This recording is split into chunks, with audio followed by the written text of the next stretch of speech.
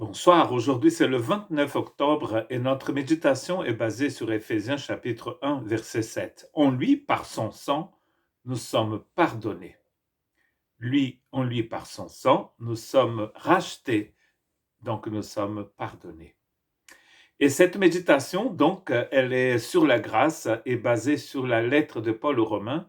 Et nous sommes arrivés au chapitre 15, verset 13, où Paul nous apprend que la joie, la paix, la foi et l'espérance nous viennent par la puissance du Saint-Esprit. Et de là, nous sommes allés à Éphésiens chapitre 1, à cette longue phrase dans Éphésiens chapitre 1 qui va de verset 3 au verset 14.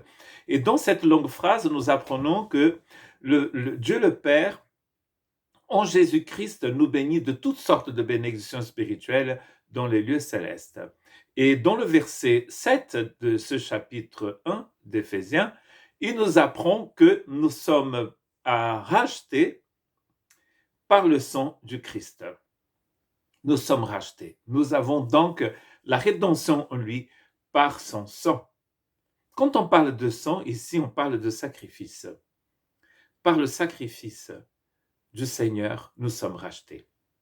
Le mot rédemption ici vient de l'idée, en fait, vient du rachat des esclaves. Il était forcément utilisé pour d'autres choses. On pouvait racheter plein de choses. On pouvait racheter une personne, une femme. On pouvait racheter un champ, une propriété, des animaux. Mais là, on parle souvent, on pense souvent dans le Nouveau Testament au rachat des esclaves. Pour qu'une personne puisse être rachetée, on devait payer le prix de cette personne.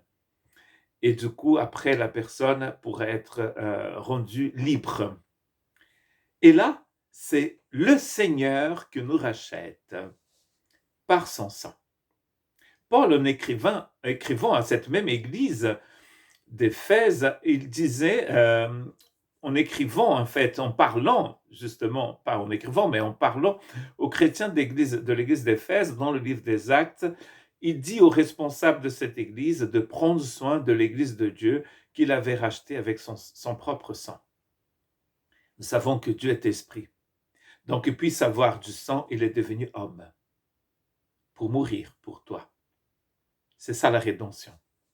C'est un prix que quelqu'un paye pour rendre la liberté à quelqu'un d'autre. Notre liberté dépend du sacrifice du Seigneur. Il y a énormément de gens qui ne croient pas à cela. Mais on peut dire aussi qu'il y a énormément de gens qui ne sont pas libérés. La libération de l'esprit, de l'âme vient par le sacrifice du Christ à la croix. C'est la croyance centrale de l'Évangile. Quand on proclame l'Évangile, on proclame l'évangile de la croix du Christ, nous dit Paul.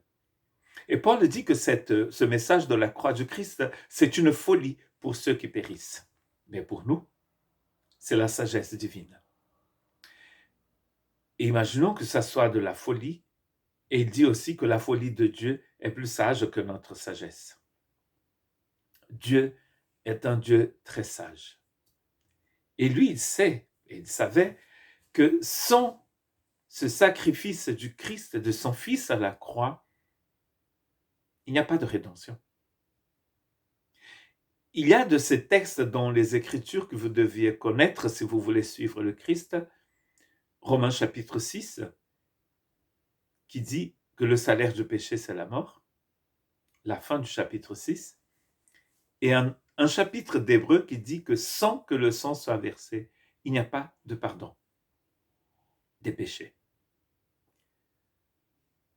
Au centre de la foi chrétienne, il y a ce sacrifice du Seigneur. Dieu qui se sacrifie pour ses enfants, qui prend sur lui notre faute. Le châtiment qui nous donne la paix, disait Ésaïe, est tombé sur lui. Et par ses meurtrissures, nous sommes guéris.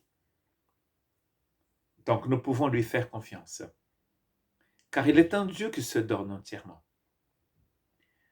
Nous n'avons pas besoin de défendre ce Dieu-là, parce que c'est lui-même qui vient pour nous défendre. C'est lui-même qui vient pour donner sa vie pour nous. Le bon berger, dit Jésus dans Jean 10, donne sa vie pour ses brebis. Donc si aujourd'hui, vous avez peut-être des doutes par rapport à l'amour du Seigneur pour, pour vous, regardez ce Christ en croix. Du haut de sa croix, il ouvre ses bras pour vous accueillir, pour vous racheter de n'importe quel genre d'esclavage. Il vient pour nous racheter. Il donne sa vie pour nous racheter, pour que nous puissions être libres. Et nous avons déjà vu, pour que nous puissions l'appartenir, c'est-à-dire pour que nous puissions être saints. Que Dieu vous bénisse.